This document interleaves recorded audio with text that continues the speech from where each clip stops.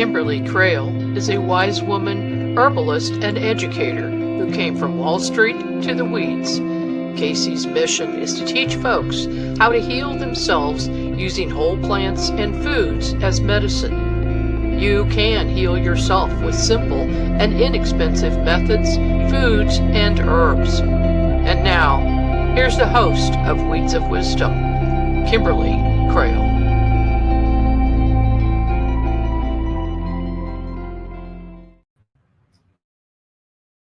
Hi, this is Casey, Kimberly Crail, Casey the Wise Woman, here with the inaugural program on the UNX network.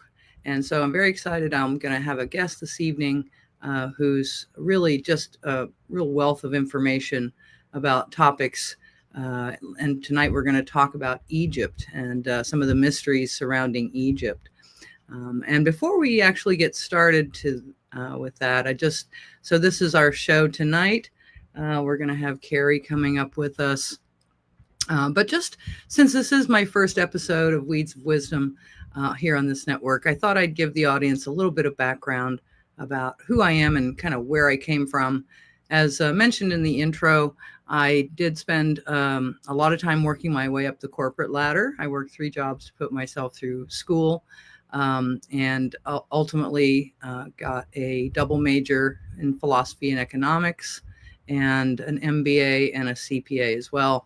I've traveled to 48 countries. I was blessed to live in 3 of those. I did that for 6 years, working for the world's biggest junk food company, PepsiCo. And then I spent 6 years on Wall Street. I was an advisor to the big banks and hedge funds. And I guess my biggest claim to fame was the $1 billion I won for my clients in the Owens Corning case. And then I became a CFO of a hot startup company, which was really my dream job. I really thought that this was the culmination. I had 1% of the equity and a nice fat 6-figure salary and bonus. And I really, it was going to be worth $10 million when we went public. So I was very excited and proud about that. And then it all came crashing down in 2008 when I got taken out by private equity. And so I had 6 months in my contract. So I went to do a shamanic herbal apprenticeship with an herbalist named Susan Weed in upstate New York. And that really was pretty life-changing.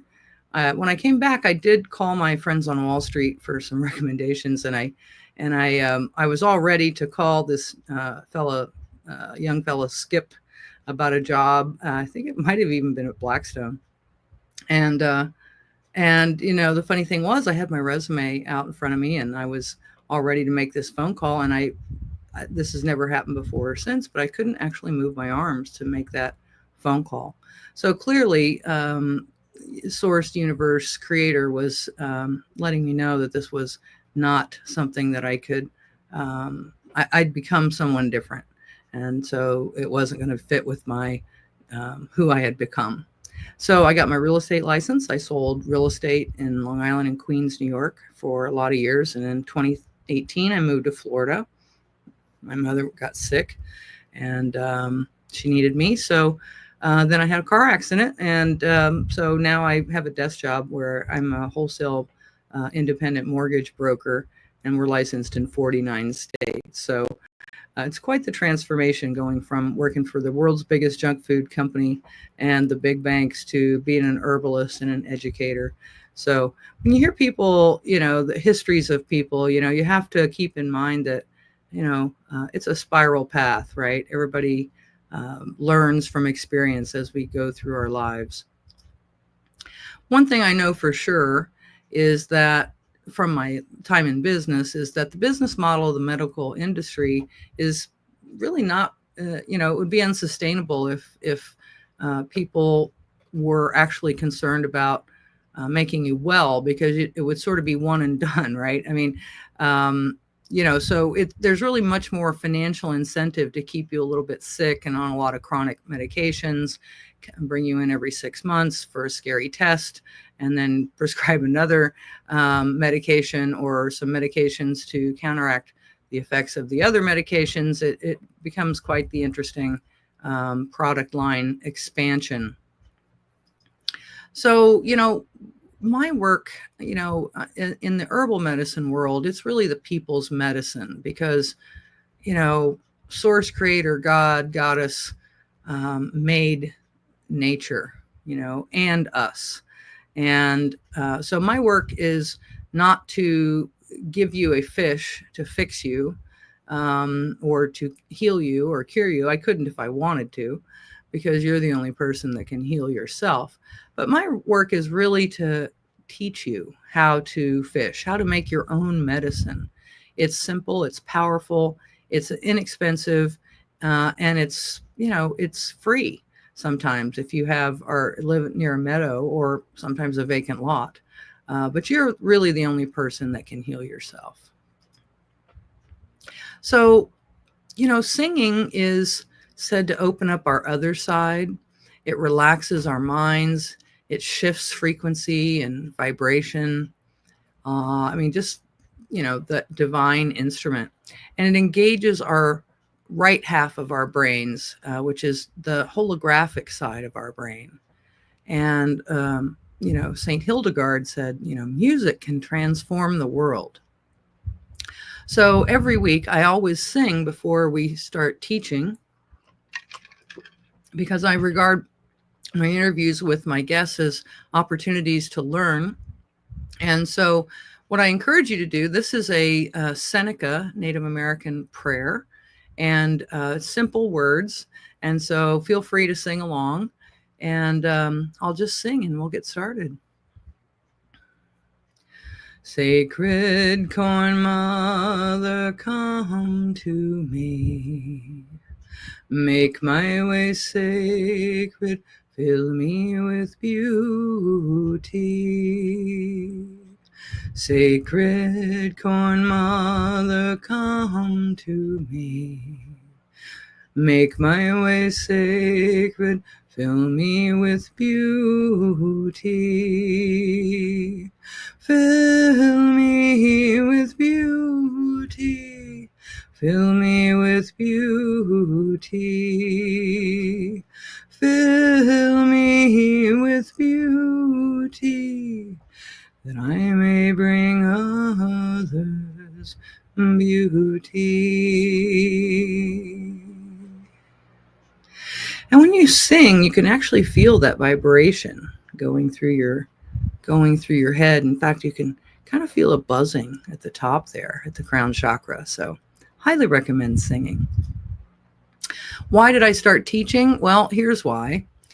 In 2008, I apprenticed with Susan. In 2009, my best friend was diagnosed with terminal stage 4 cancer.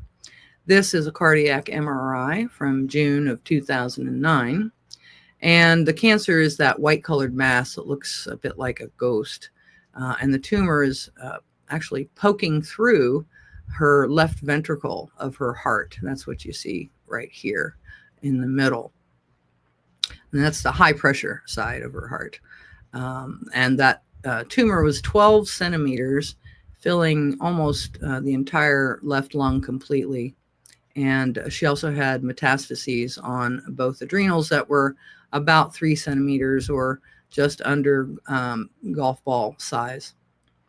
So I'm very pleased to report that she is with us today, walking around, a little battle scarred, because she did their chemo, she did their radiation, but she really credits the work that we did together in terms of the herbs, the spirit, the mind medicine, and the frequency healing. So she also did Reiki, and she really was blessed because her Reiki master had crystal singing bowls, which I then became addicted to. But anyway, this is what propelled me into teaching, because I've seen the miracles that can happen using basic, foods and nourishing the mind, body, and spirit, or really the spirit, mind, and body, because she really did go from terminal to miracle. So we're blessed to still have her with us.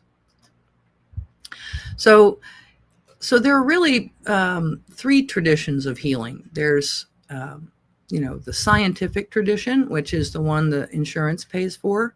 It's the one that we're generally familiar with, and it's very linear. So it's similar to, it views the body as sort of like a machine, and you measure what's wrong with the machine, and then you fix the machine and you roll it off the lift. And it's a very fearful experience when it's a human there. So there's a lot of fear. We're encouraged to trust the doctor, trust the science. And unfortunately, in many cases, the doctor doesn't even want to hear about your opinion about your body. But that's, but on the other hand, we are very grateful to have the scientific tradition medicine. If there's a trauma, a car accident, a fall, broken bones, etc. So we do appreciate what they do for us. And then the heroic tradition, actually older than the scientific tradition, believe it or not. And this is their name for themselves, not mine, but probably it would translate into our holistic tradition today. And that's not a line, but a circle. And the circle basically gives you boundaries that the hero says, that you need to follow. And the basic view is, the body is a filthy temple, and the spirit is, is that dualism, so that body-mind thing. So basically what you are wanting to do here is, if you eat a bad food or a food group, then you're going to be sick and it's your fault. So there's unfortunately some guilt involved, but it's really revolves around trusting the hero and generally his program. And again, sometimes we need that heroic tradition. Sometimes if you've got food poisoning or you've got something like that, you really want to get it up and out of you. So purging and cleansing sometimes makes sense, which is why it's an intersection. But the field that I practice in is the wise woman tradition, which is a spiral. It's not a circle or a line. And it's actually the oldest, but the least visible. The spiral has no beginning and no end. And the holograph contains all parts of the picture within the whole.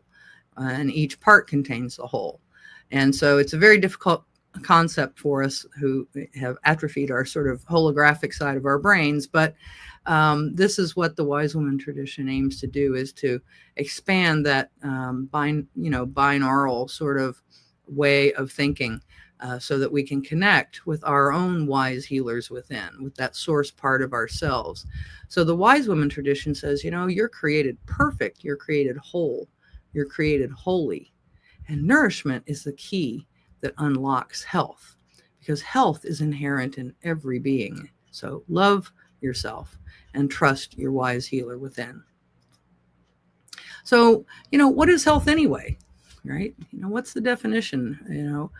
Some people say being healthy is being free of any disease or pain.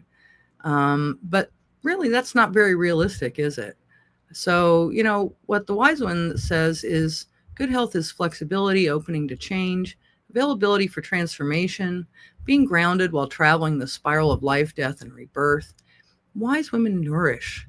We do not fix, we do not cure, we do not balance. Health is inherent in each being, with nourishment being the key that unlocks it. Nourish health, wholeness, holiness in each unique individual, aware of the holographic interconnectedness with all things. That's from my teacher, Susan Weed, from her the little green book called Healing Wise, which I highly recommend. So, it's often said that pain is inevitable, but suffering is optional. So I think that this speaks to it, because it's not the end of the world when you have a health challenge. It's just your body and your source trying to get in touch with you about something you're not paying attention to. There's a lesson to be learned here. It's not something to feel guilty about. We are divinely made, and nourishment really is the key. It's more about remembering than learning, because when people go through my courses, it's amazing how they go, oh yeah. And it's kind of like, oh yeah, I kind of knew that. And I'm because your cells remember, right? It's in your cells. The ancestors knew this information. Your ancestors knew this information, and you have access to it. And people don't need to be saved or rescued. People just need to be empowered with knowledge and how to access it. At least that's my point of view. So what I like to do, and this is where it's not about taking this herb for that problem. If you want that, there are thousands of encyclopedias and herbal books and things like that out there. So if you're really interested in just substituting a green coated pill for the pill that comes from the pharmacy, you know, that's where you are, you know. And because sometimes, you know, look, I mean, I never gave any of this stuff a thought back in the day, you know, when I was working for PepsiCo and, you know, all that stuff, eating, you know, I was, you know, drinking, Diet Pepsi like there was no tomorrow. So, you know, it's, everybody has an evolution, but this is sort of a process that I think can help all of us. And this is what I teach in my classes, is how to connect with your wise healer within so that you can get aligned with your spirit and then get your mind medicine, your story medicine going, and then nourish and with your lifestyle medicine and see if you can't get this issue resolved. So I call it the beauty way. And this is a way for people to start with an issue or a problem. So, you know, if you got a serious diagnosis, you know, it's kind of tough because all of your friends and family are coming out of the woodwork with a suggestion about this thing or that thing. And then that worked for someone that they know and that they're really trying to help you, but it's very overwhelming. And then you have the doctors over there saying, hey, we could schedule your surgery next week or your chemo or whatever it is that they want to do, which is very stressful. So what I try to do is help people. This is a format to really go from spirit first and then into mind and then into body, because ultimately it's always spirit, you know, the source energy part of you, that is the eternal being. And that's what you need to align with first so that you can, you know, collect the information. Then you can make the choices that are right for you, which may not be right for me or anybody else, depending where you are. So the first 4 steps, or the 4 medicines, serenity medicine, story medicine, mind medicine, and lifestyle medicine, are always 100% safe, and they build health. Anytime you have to go beyond, I suggest you loop steps 1 through 4 before you go on. But because anything else you do beyond that is going to erode your health in order to restore your health, which you know, all drugs are poisons, literally by definition. So I suggest that you learn how to trust yourself and recognize that you're wondrously made, you're perfect, you're whole, you're holy, you're a powerful healer. Your body is a miracle worker. Nourishment is the key that unlocks health. Everything you need to heal and whole your body, your mind, and your spirit is provided for us all here in abundance by Mother Nature. And health challenges are opportunities to learn and practice flexibility and change on our spiral path of life. And so ancient Mother Wisdom says, trust yourself.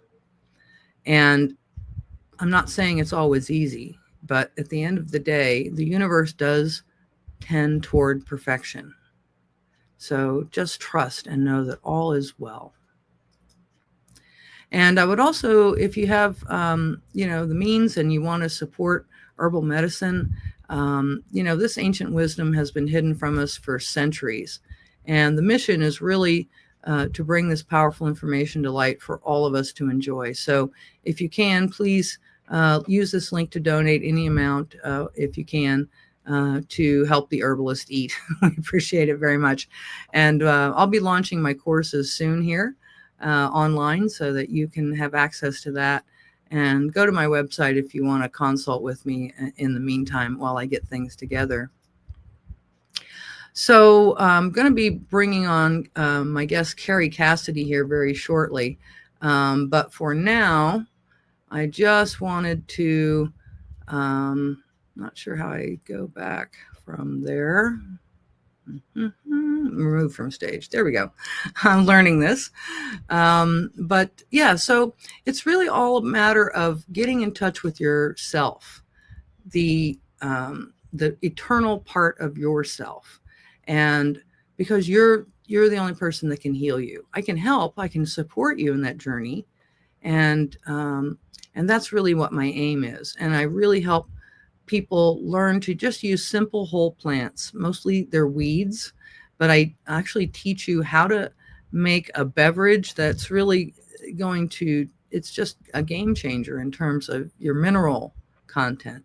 And what we know is that the more mineralized your body is, the more easily it will chelate heavy metals on its own. You see, the reason that in the wise woman tradition, we tend not to want to purge, cleanse, or detox is that the body has that all figured out. And I haven't seen so far any evidence that, any doctor or scientist is smarter than God, source, creator. And so the body's already set up to do all of these things. Yes, they're spraying us, like bugs, and there's all kinds of, pesticides out there and weed killers that people are using, and, things all over the place. But I think that it's so important that you recognize how powerful we are and how powerful everything is here in our universe, our planet. And okay, so question, how long does it take to learn how to use natural healing methods? About 20 minutes. Really, when I tell people, it's a stage thing. Don't try to learn everything at once. There are 5 herbs I suggest you focus on that are going to make the biggest impact for your life. So that's what I suggest. You'll get overwhelmed if you try to look at everything. Doesn't take long at all, but I do offer an intro course. It's almost 5 hours of, it's 3 parts of packed with information. So that'll be going up very, very shortly. So thank you so much for that question. Just really appreciate, if the reason this information has been so heavily suppressed is because once we all figure out how powerful we really are, then it is much more difficult, if not impossible, to control us, because we understand now that it's within us to heal ourselves, right? And it's within us. We have the knowledge in our DNA. It's within our cells. It's ancient knowledge that's inside of us. And that's very frightening if you're someone who wants to control the population. So I'm very excited that we'll be giving you some more information about that in the coming weeks. And I'm very excited to be here on the UNX network with my good friend Margie K. Appreciate you so much and everything that you're doing. And I look forward to helping people step back into their powerful selves.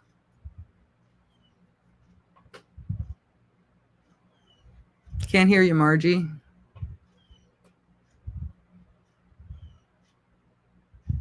Still can't hear you. Okay, there we go. Welcome to the UNX Network, Casey, and we're looking forward to seeing all of your shows in the near future. Excited. Thank you. Okay, so we are up on a break, and we'll be back right after these messages.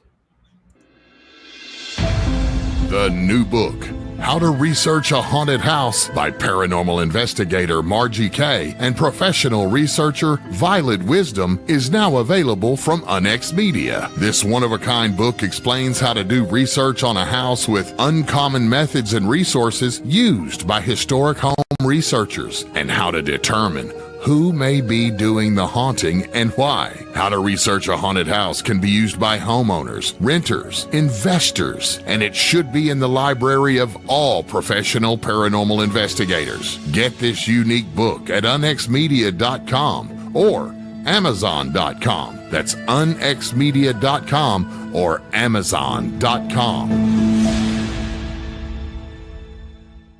The Unx Network presents a health and wellness spiritually based brand of hemp-derived CBD products made by Hopewell Farm in Harrogate, Tennessee. We apply our Kathara energy work with all of our plants and products. Our products made in small batches with only 2 ingredients of pure hemp, full spectrum crude oil, and coconut-derived MCT oil. Third-party lab tested for potency and legal THC levels with 6 strengths of 1 ounce oil to choose from. Know what you're buying and get what you pay for from Hopewell Farm. Applied directly to a specific area, Hopewell Farm topical salve in 1 ounce and ½ ounce sizes made with pure hemp crude oil, comfrey extract, and all natural ingredients. Find the Hopewell Farm link and coupon code on the Unx Network website at unxnetwork.com. That's unxnetwork.com.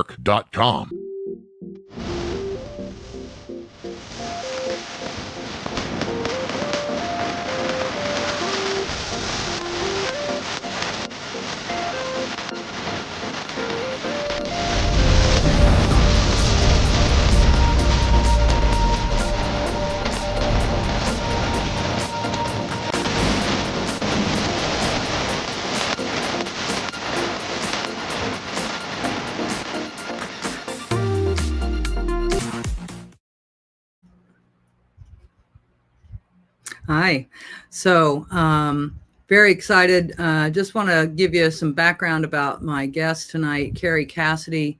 She is just a powerhouse, just really amazing. She's been doing this for 20 years on radio and video, documentary filmmaker, investigative journalist, well-known host of Project Camelot TV's live weekly shows, leader in alternative media all the way around. I'm not quite sure what her YouTube channel status is at this point. Seems to come and go. But she check out Project Camelot .tv or projectcamelotportal.com. And she's also in Rumble, Odyssey, and BitChute. She does travel around the world, conducting interviews and documenting testimony of whistleblowers above top secret clearances and authors, researchers, and experiencers, covering conspiracies, secret space programs, black projects, ETs, kundalini and ascension, and free energy. She speaks at conferences all around the world and leads an annual tour to Egypt and other ancient sites. And I know she has an Egyptian tour coming up here shortly. And her most recent book is Rebel Gene, Secret Space and the Future of Humanity. So without further ado, let me introduce Kerry. Kerry, welcome. Hi, how are you? I'm good. It's good to see you. Oh, good to see you. Actually, I've lost the window, but I assume that we're in contact since you're talking to me. I just had too many windows open here and I've just gotten completely confused. So, okay, well, take your time. This is, all new for me. I'm, new to StreamYard, and I was telling Margie, I'm really trying to figure out, how everything works. So, I hope the audience can be a little patient with me here as I figure it out. I mean, you're kind of an old hand, but so welcome. I know you've got a trip to Egypt coming up really soon. When is that happening, Kerry?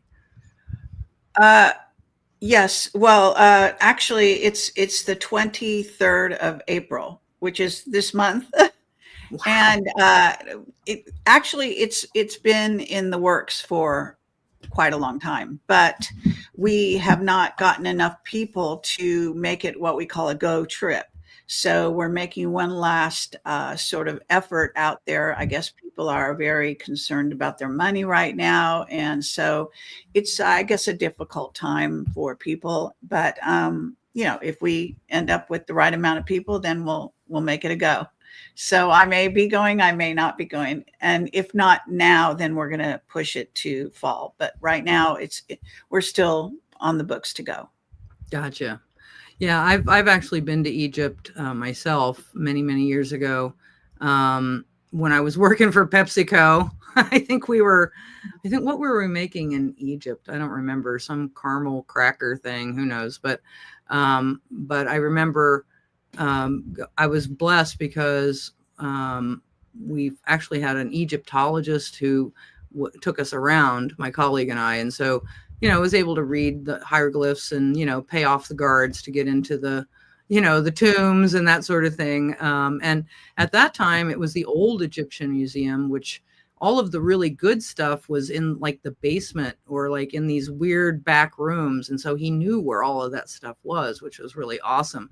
So I was really fortunate, but really very, not, sort of early in my awakening journey. And so really, I would love to go back now, knowing what I know and with all these years under my belt, right? It'd be, I'm sure, a whole different experience. Yeah, I'm sure it would be for you. And yeah, I try to go every year, but we didn't go last year. So things were really crazy last year, as you remember, with the election and everything. I guess people were holding off. So, I mean, I strangely not worried about the future at the moment, but that could change, of course, any day. I'm hearing people are quite worried about the future right now. And but I do have dreams of the future. They're coming true, one right after the other nowadays. And so I guess maybe that makes me a little calmer, in the sense that I can rely on some of that, but I never take it for granted. I never assume my dreams are going to be correct. I'm as a researcher, investigator, and all of that.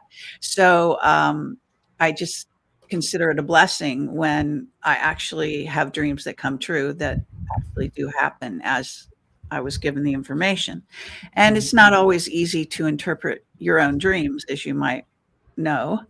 That's for sure. so I've been before I knew they were coming true, I was like thinking I was wrong about certain things because I misinterpreted the dream, but the dream was right. I just didn't get it at the time until it actually happened. So it's not kind of a fail-safe method to calm one's mind towards the future necessarily, but it helps. I'll just say that. Well, and I think, I find great comfort in I really do believe the universe tends toward perfection. And so I don't believe, and I think that the light and the dark are lovers. And I don't think that, that one will ever win over the other, because then we would cease to exist. I think the contrast is what actually is the creative force. And so, when you look at it like that, you're like, okay, well, you can just relax a little bit. It always works out like that.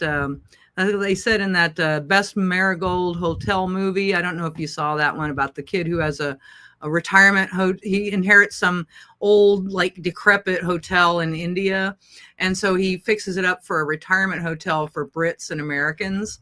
And so so anyway, he says that's an old movie. It's an old movie, and he says there at one point, and this stuck with me, he says, we have a saying in India, it always works out in the end. So if it has not yet worked out, it is not yet the end. And so it just makes me laugh.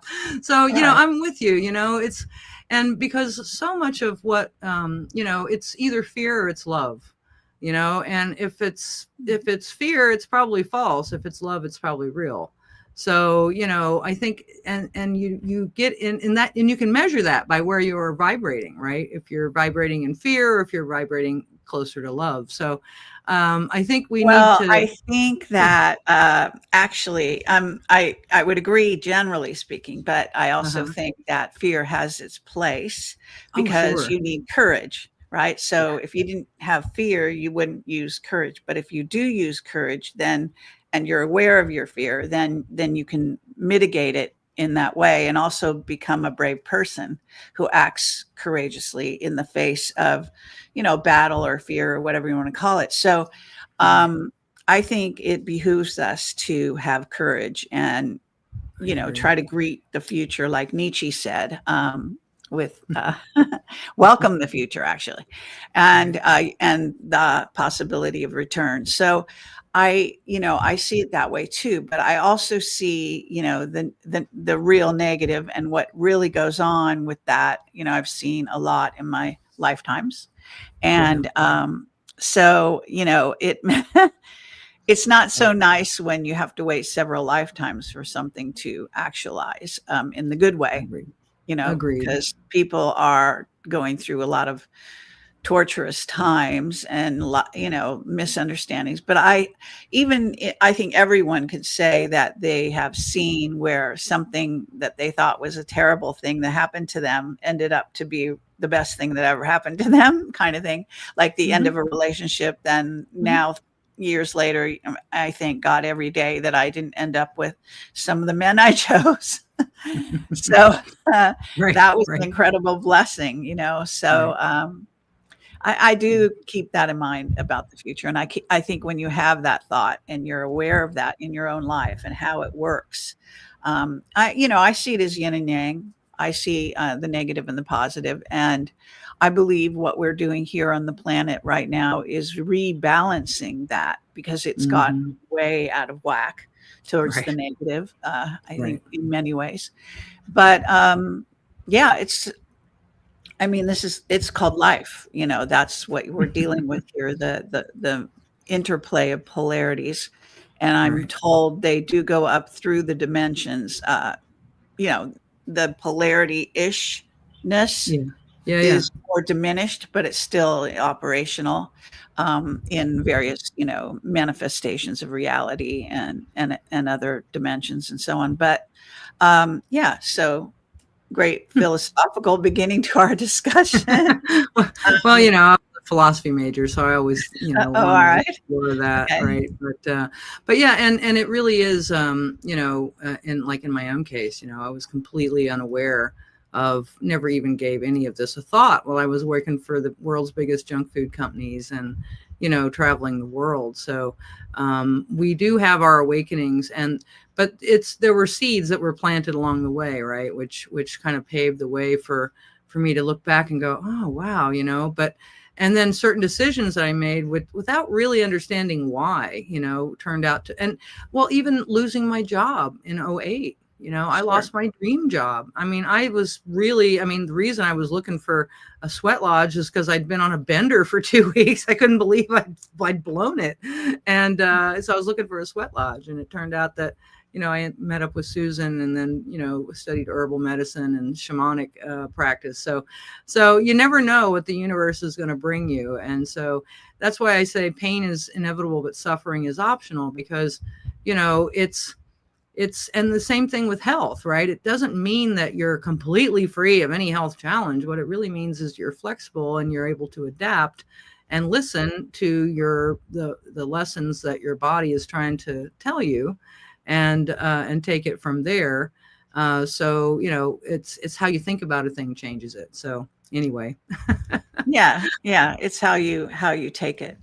Yeah. And you can So really see it from so many different viewpoints. And, right. if you allow yourself to do that, I have, I guess you might say, great, you know, pity or empathy, whatever you want to call it, for people that are so locked in certain viewpoints that they can't allow their minds to be as flexible as possible.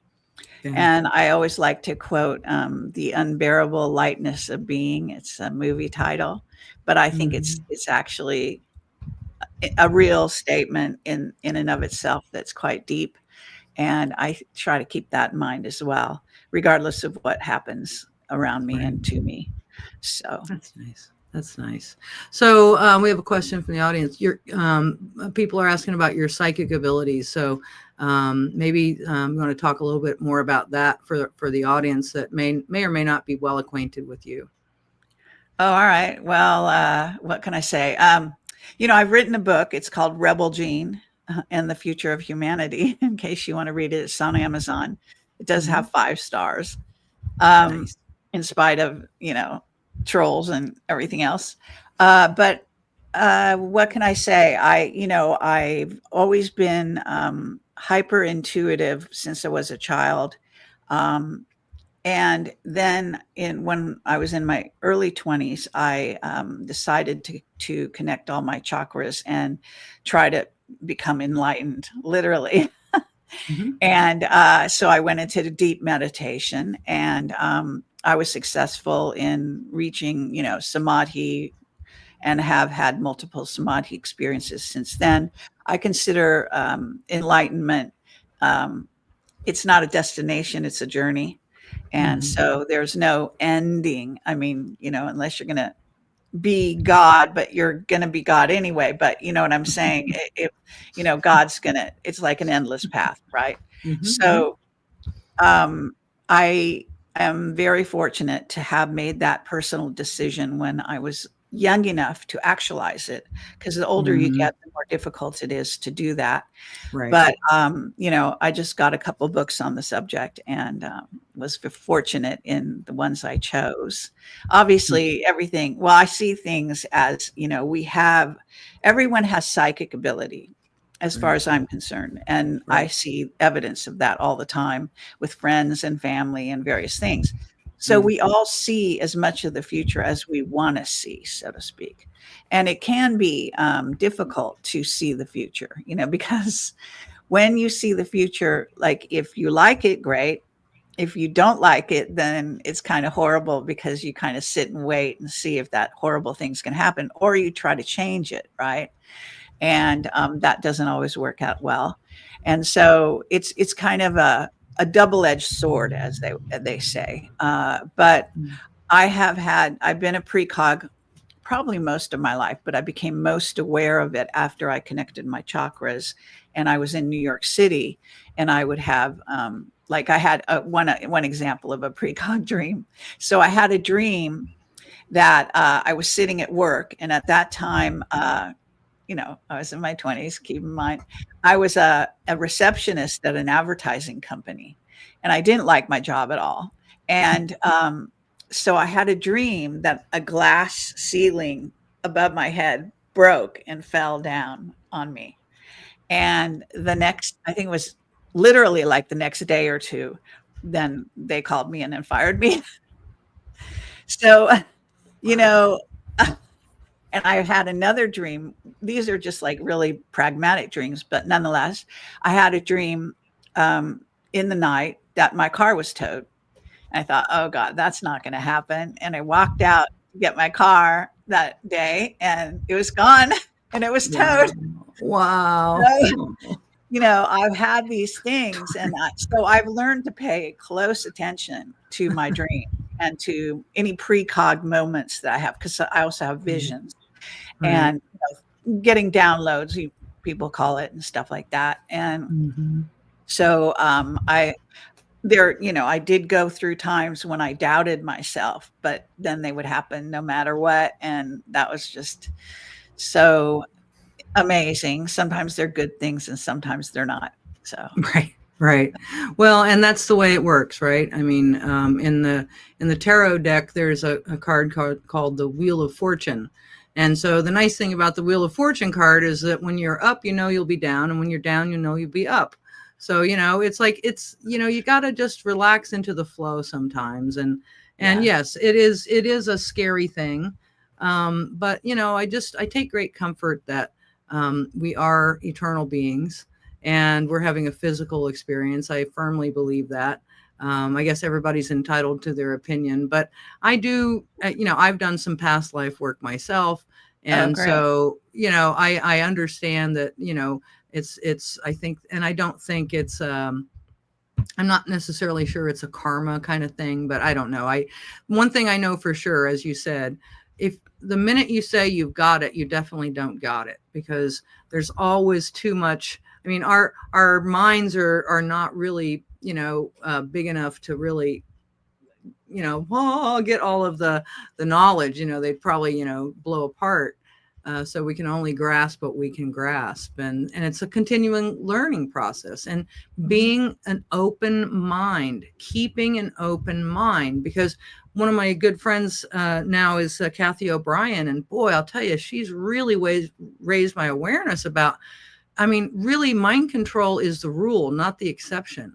I would say that because we're 3 generations into it, since the program started to roll out, that a lot of people are mind controlled. They hold certain attitudes, beliefs. They're convinced of certain things, but they have they never gave it a thought. It's just, that's always the way we've done things, right?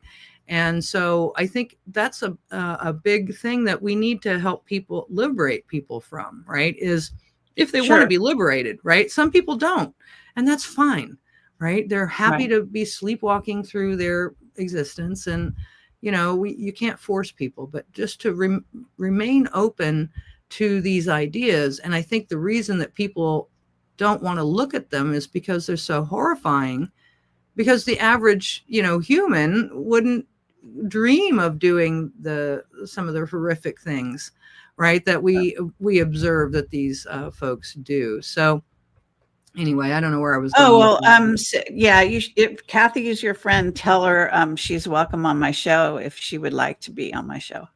Oh, I'm sure she would. Yeah, she's actually very involved. And, one of her things that she's involved with, they're looking to do this project here in Florida. They're looking for like a 500-acre property for the rescued children out of the sex trafficking, because, these kids need a lot of help. They don't have anywhere to go. And Kathy is involved in, helping screen and hand select the people they're going to be working with the children in terms of helping their healing. So I'm more than happy to connect you with her, and hopefully, it's phenomenal.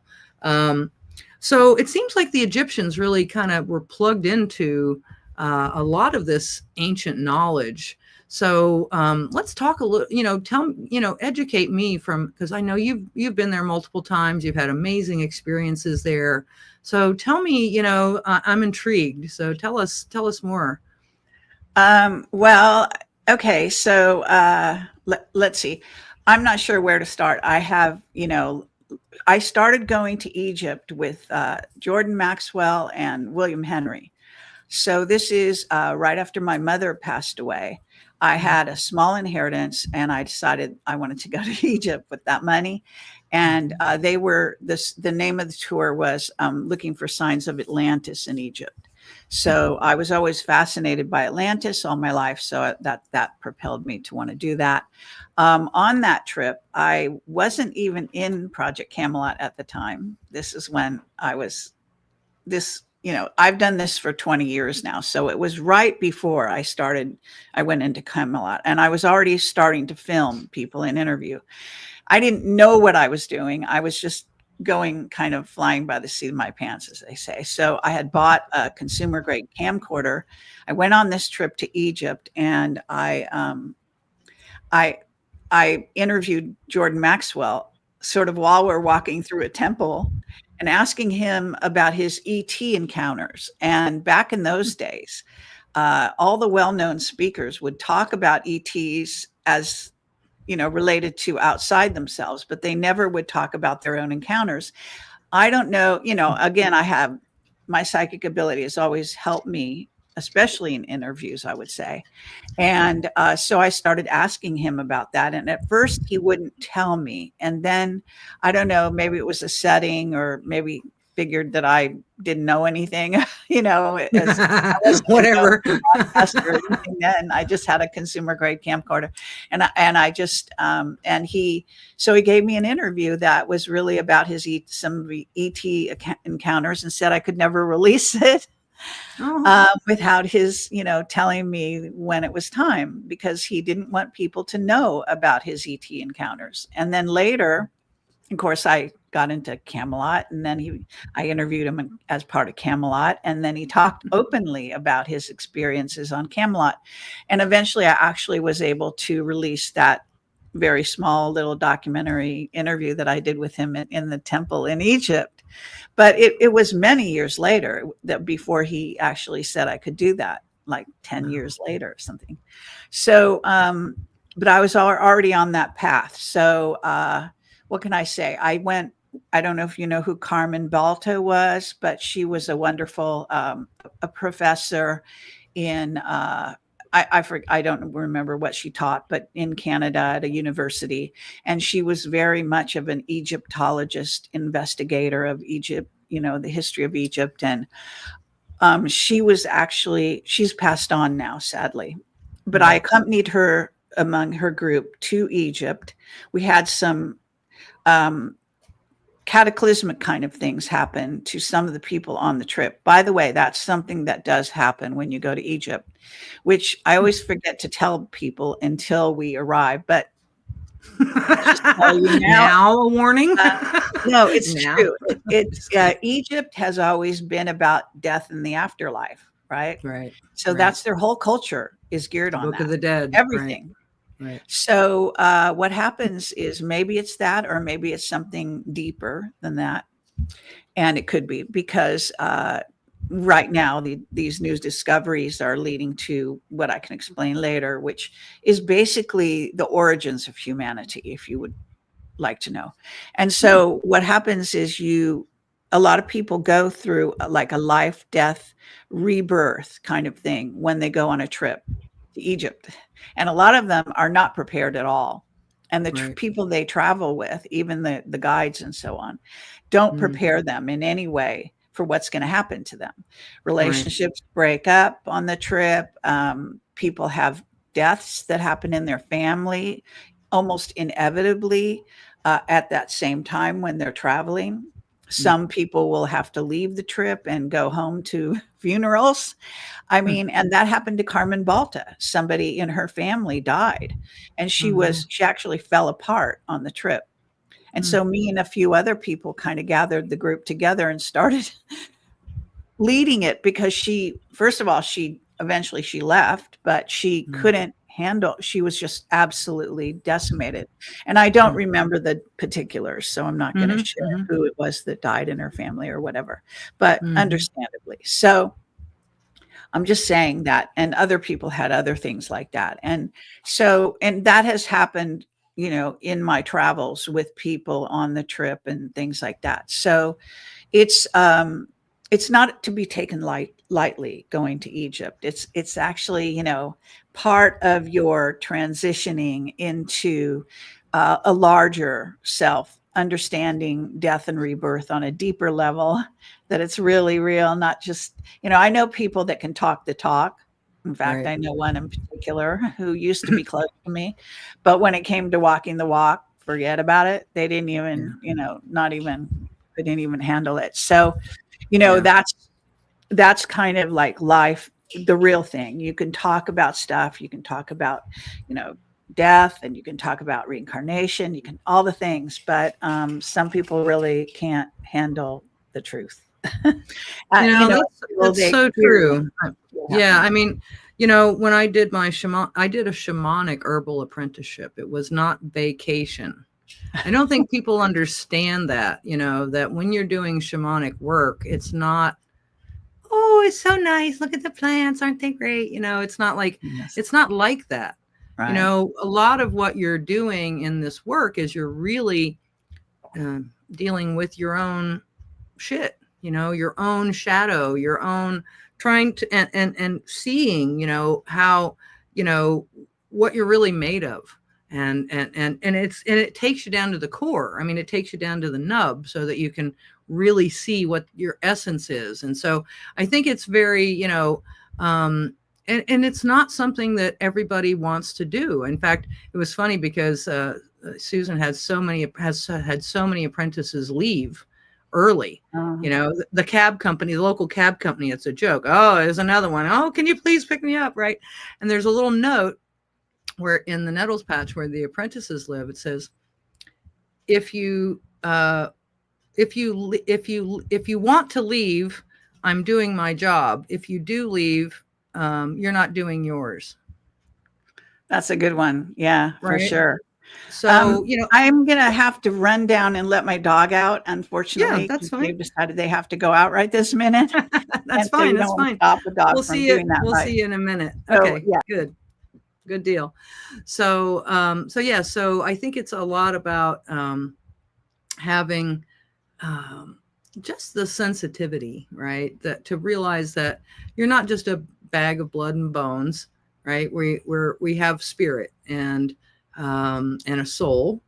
And I think, so I was in a Twitter or something, or in a group. It was in a group, and they were asking, what is it that makes us human? I'll ask Kerry when she gets back, but what is that, thing that differentiates us as humans from, other animals or plants or clones or robots or, aliens, or I don't know. But I think, love has a lot to do with it. The soul, the spirit, the eternal being. But I think they are as well. I think it's just a difference in terms of what dimensions that we're all living in. So I think we're all divinely made, but we just vibrate in different dimensions and frequencies throughout the galaxies. So that's my perspective. And it looks like Kerry's doggy is back. So come on back, Kerry. Beautiful. Hi. Dog is happy. Well, yeah, she's out. I let her out, so. Perfect. Hey guys, it's break time, and we'll be back right after these few messages. Okay.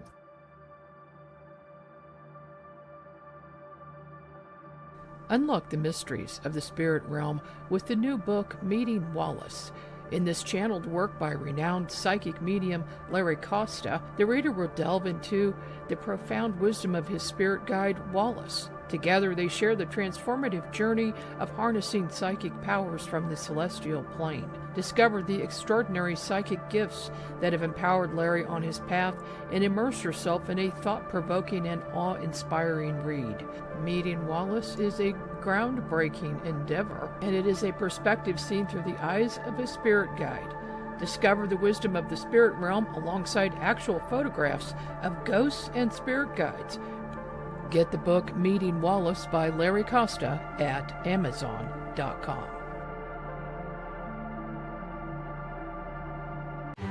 Tickets are now on sale for Rebels of Disclosure 2025, May 12th through the 15th in Grafton, Illinois at the beautiful Pierre Marquette Lodge and Conference Center. This will be a 4-day event with 12 speakers covering topics such as ET contact, experiencer testimonies, lost history, secret space programs, time travel, Illuminati, parallel realities, and so much more.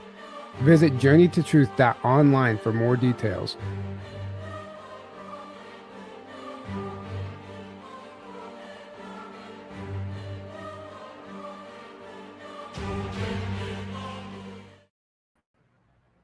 Welcome back. So here with my guest Kerry Cassidy this evening, and talking about all things ancient, Egypt, extraterrestrial, spiritual. We're just amazing beings. So take us wherever you want, Kerry. Where do you want to go? Well, I was talking about Egypt. I could talk a bit more about it. One thing that has I've been very fortunate in the guide that I kind of connected with, and he's been our guide on my tours now for probably 10 years or something. And my partner in crime going on tour is Maria Wheatley, and she is a wonderful dowser. Her father was dowser for the Queen, and she considers herself a druid. So she has a very interesting background and knowledge that she brings on the trip. And so when you go on our trip, you get 3 guides, me with my sort of psychic intuitive, and I've learned to interpret a lot from Egypt. And I've also got the watchers that come and listen to me, and they nod their head in agreement because they like that I talk about the Anunnaki, which most guides don't do. Mm-hmm. And so we approach it as a very, probably the most radical. And they've tried to stop me while I'm on tour and from saying certain things. So we have to be a little careful, but we are protected, and we have great security guards and so on and so forth. And we get special access and all that kind of thing. So I went to, on one of the trips I was on, I think that was not my own trip, I don't think. And so, but I went to Amarna. And Amarna is the place where Akhenaten had his small kingdom. Mhm.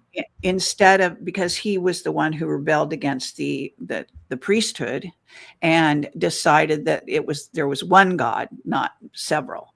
And so that's, he's famous for that. And he also had a mission which had to do with what's called ascension. And I can talk more about that if you're interested. But bottom line is, we went to Amarna, and I am able to do a bilocation kind of thing from time to time. So I started to bilocate, and I could see the way it used to be in the past. Neat. And that, is jungles and everything. But right now it's decimated. It looks like it was hit by a nuclear bomb. It's basically pretty much barren, and it has just a few very low to the ground structures that still remain.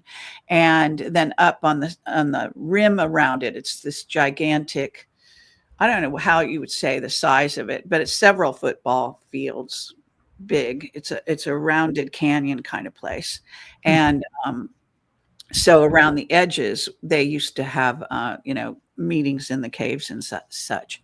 So there are still some remnants there, archaeological type remnants. But anyway, I went into a deep meditation after going there with two other people that were both highly, I think, psychic, and both very accomplished meditators. And so I'm thinking that it was because we connected, when you do a group meditation. So it was a small group meditation.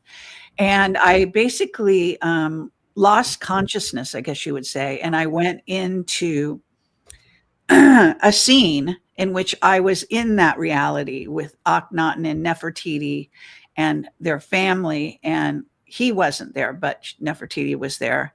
And it was in a temple-like setting and at the time. And I don't know whether I was there or I was just seeing through the eyes of one of the daughters. But I was there, and I was seeing Nefertiti, and they were in a big sort of discussion about something about what to do and so on and so forth. And it was so real that when I came back into this reality of where, I was meditating, I actually couldn't figure out where I was or how I came back. And the other reality was much stronger than this one, right? So that was a really stunning experience. And I've had other amazing sort of mystical experiences to do with Egypt. So it's the kind of place that really facilitates that. I tell people that, do you need to get that bell thing that's ringing? Do you hear that? Yeah, it's my text. It's okay. Anyway, and so I tell people that you're going to be experiencing, you're going to be high from the minute you get off the plane and you land in Egypt, because what nobody tells you is that you are in an alternate consciousness the minute you arrive, because it's like being high. For the few times that I've been, high on drugs when I was a kid, I can say it's just like that. It's like you are high from the minute you arrive till the minute you leave. So I think people need to be better prepared, because they don't realize they are. And if you know in advance that you're going to be in sort of an alternate state of consciousness, then you can be more prepared for handling it emotionally and psychologically and so on and so forth. And some people do get kundalini activations, sudden activations on the trip as well, because when you're in a heightened frequency and you're around, the pyramids and the stones and all the structures and everything, it will stimulate your chakras, and you will have kundalini awakenings if you're, predisposed to be able to do that. And it can be quite shocking. That is physically shocking. So it's quite a stunning, experience. And there's the intellectual side, which, they're talking about right now, which is with this new discovery using this SAR technology. Mm-hmm. And it's using a different kind of software, because that technology has actually been used before in Egypt, going back many years. In fact, I think to something like 2007. But then there was a recent 2022, they did one version at the Great Pyramid. And then they started, I guess this individual, his name is Biondi, and he is Filippo Biondi, and he's created a software that allowed an even more finer sort of way of looking at underground, installations and cities. And he looks at volcanoes and all kinds of things. But it's proprietary software that he's enhanced to use with the SAR. So that's why it's so stunning what he came across. And there's a lot of controversy out there. And I've been listening to all the different people. A lot of these people are very well known. Some I know, some I don't know. And it's interesting to see how either open-minded they are or how closed-minded they are. And, because that gets revealed in whether they'll even consider what's being found. And of course, Zahi Hawass, who's, the Egyptologist, I believe he's not working for the commission, Egyptology anymore, but I don't know what the distinction is, because when I've gone for the last couple of years, I was introduced to another man who's now in charge of antiquities for Egypt. But at any rate, Zahi Hawass has always been a gatekeeper to keep people and stop people from revealing or even having permission to do certain things. So the Italian team that has done this special surveillance, it has been from outside. In other words, they have Egypt can be controlled on the ground and for 100 miles above. But this particular satellite technology they use was conducted from 400 or more miles above Earth. So they had no control over stopping this group from doing the surveillance of the plateau, as we call it. And so they were able to, get this information, and then they published it, but they haven't published a formal paper from what I understand. There's been some information out there, and it's been sort of, it wasn't kind of, I don't know how you want to say it, but it wasn't professionally handled in the smoothest way to reach the public, but it did take off, and it's changing a lot of people's minds and affecting a lot of people. And it has everything to do with things that I've studied rather deeply, having to do with the Oceana Dean Voyager books. And I have those on the front page of my website, projectcamelotportal.com, if you're interested, which are quite difficult to get through because they have so many details about the past of humanity. And it goes way beyond the Bible. Like, we're not talking Adam and Eve in a garden. Oh, yeah. I mean, I talk about that all the time. I mean, if you look at the great span of at least what we have in artifacts, at least, it goes back 40,000 BC. And then, you get Adam, I think, and Eve is like 8,000 BC. And then, it's like, yeah, come on, give me a break, people. Yes, they've been lying about the time and the years and all that. So, and that includes things like revealing, these secrets, which is how the Sphinx came about, how the pyramids were built, and the fact that the pyramids were built with ET technology, which no one will tell you except me. And well, there are a few people that would tell you, but none of those archaeologists will tell you that because they don't want to touch that stuff with a 10-foot pole. And yet this gets into what are called the halls of Amenti, which the Italian team does seem to be aware of, which I found quite interesting. And that these tunnels that they're finding and what's built under the plateau leads to what is called the halls of Amenti, which leads to the Spear of Amenti, which was supposedly a portal to Andromeda.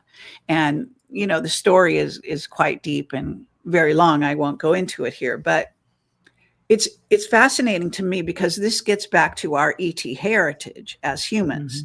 And of course, a lot of people have religious blocks, so they don't want to consider that and all that kind of thing. So it's, but her books are are actually dictated to her. So she doesn't consider herself a channeler. She considers that she was taking dictation, and that's literally what she gets, downloads. So she's fully awake and all of that. And she's not in a trance or anything.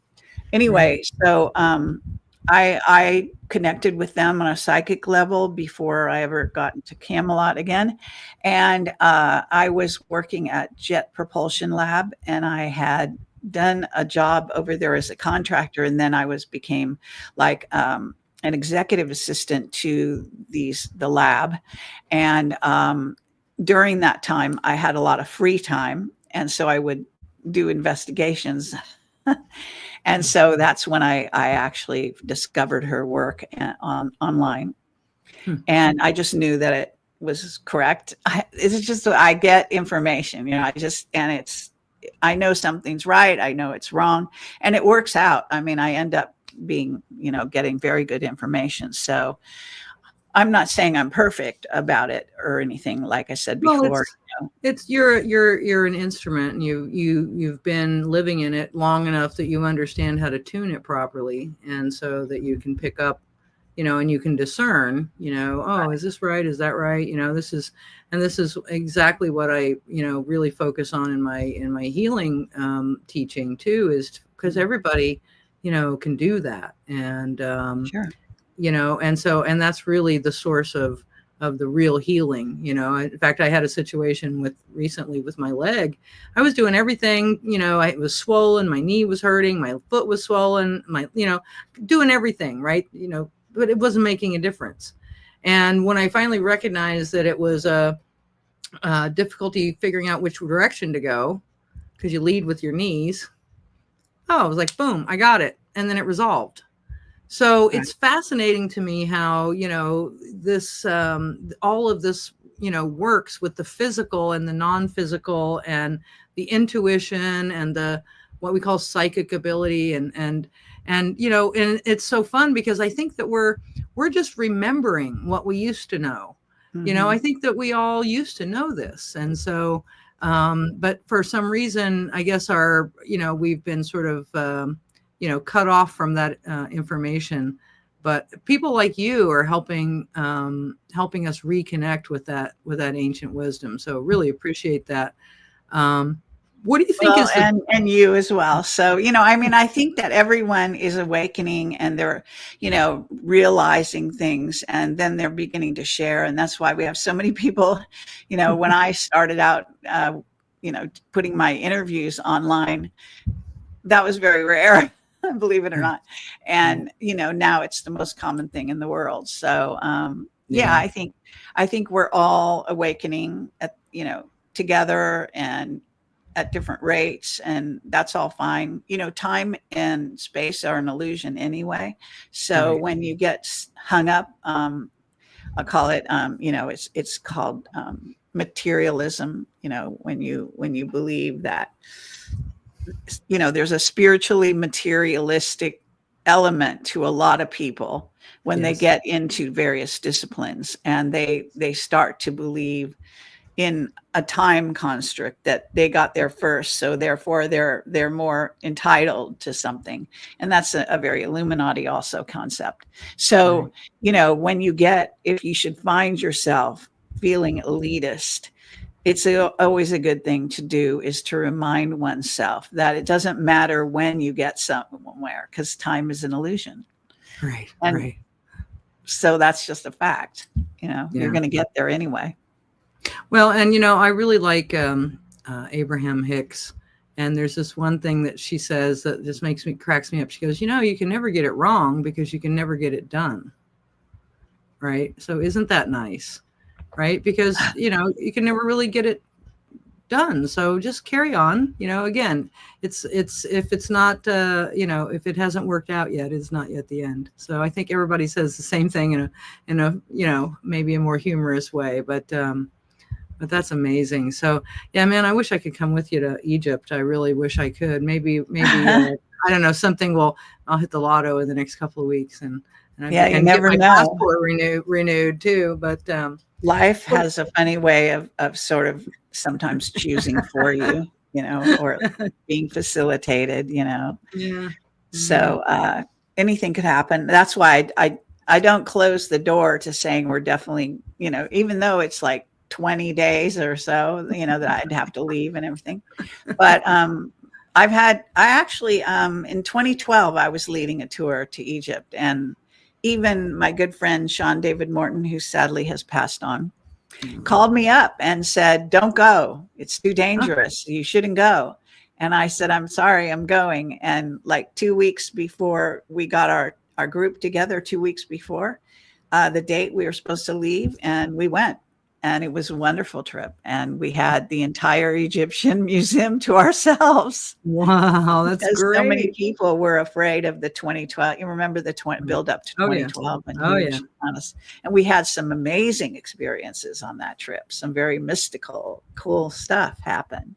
So, and we all survived.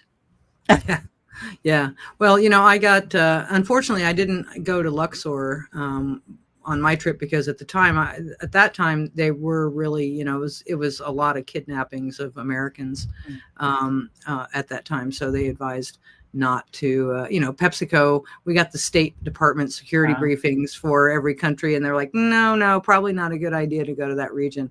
But whenever I traveled, I always said, you know what, you got to save something for the next time. Right. So I'll get back to Egypt and then I'll get to Luxor and to, is that where Karnak is located as well? Is that in Luxor? Right near, it's the next temple. There's Karnak and then there's Luxor down the river a bit.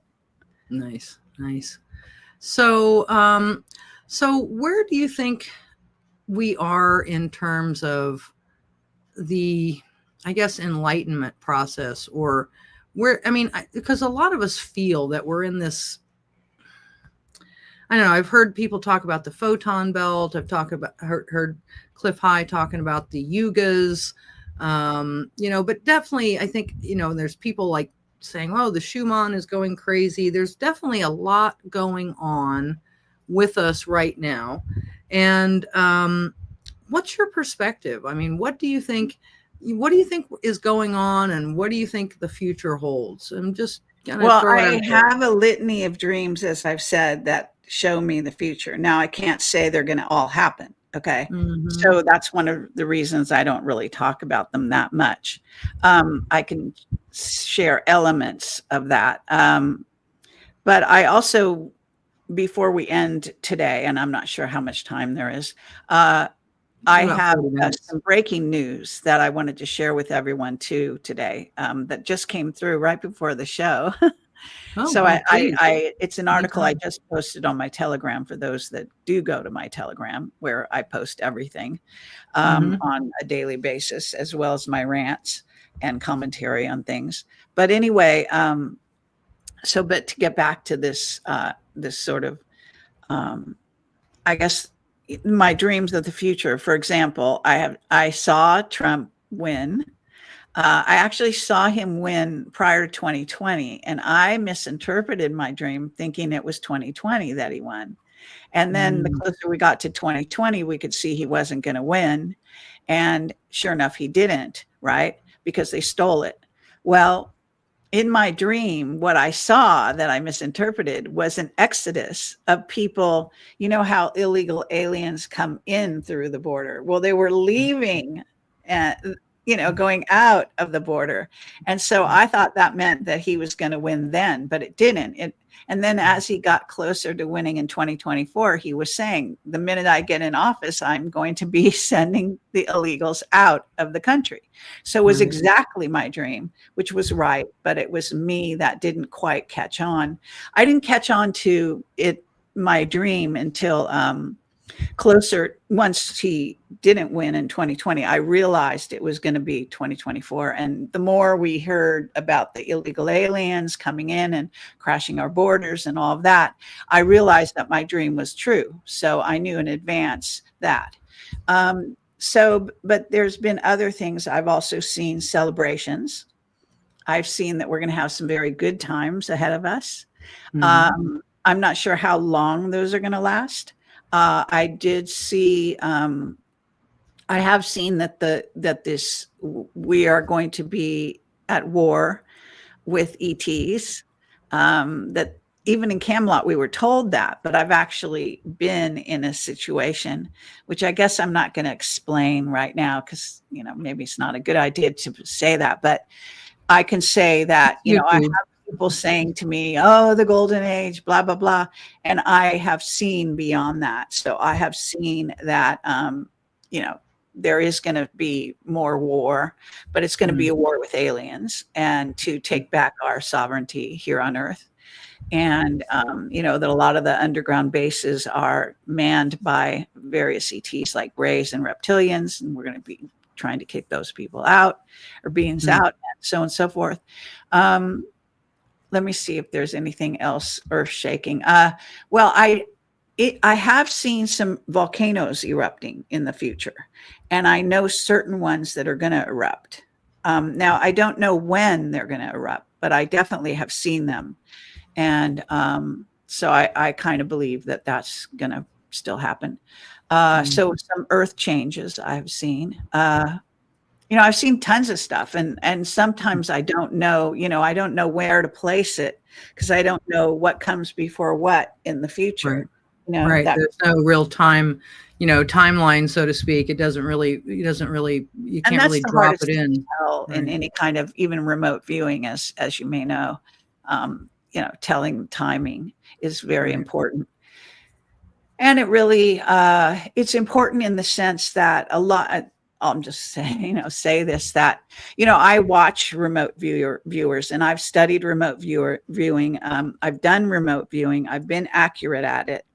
But I don't prefer it as a method for myself because I have these precog dreams and I have these visions, and I prefer that because it's more, I see film strips and everything. I mean, I like it in a sense. I'm also remote viewing at times when it's hard to, they like to delineate separation between the various skills, psi skills.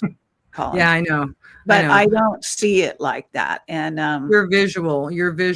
And I'm also clairaudient. I've in very mundane ways, I'll have somebody will say something to me in my, I'll hear them say to me, and then I'll walk into a room and they'll say that exact thing to me.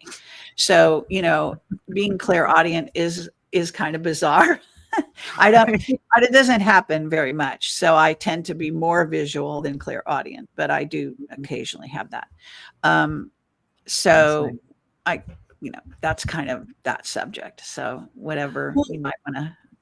Yeah. So I guess the thing that's really, on my heart and my mind most recently is the whole conversation around AI technology.